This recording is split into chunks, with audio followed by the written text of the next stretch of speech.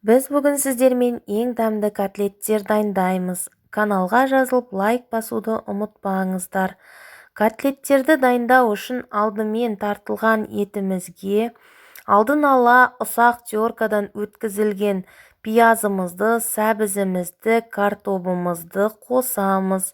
Одан соң оған жұмыртқамызды салып, жақсылап араластырамыз. Бұдан кейін оған татымына қарай тұз және бұрыш салып, жақсылап араластырып аламыз.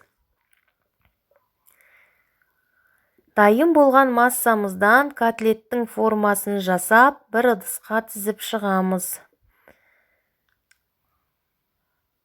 Алдын ала қыздырылған майымызға котлеттерімізді салып, екі жағы қызарғанша қуырып аламыз.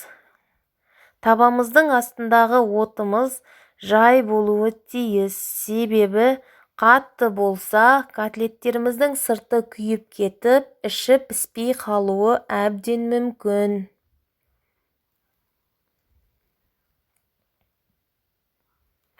Котлеттерімізді ұнға аунатпаймыз. Егер сіз дәл осы рецептпен пісіретін болсаңыз, керемет котлет шығатынына сенімдімін. Барлықтарыңызға ас болсын.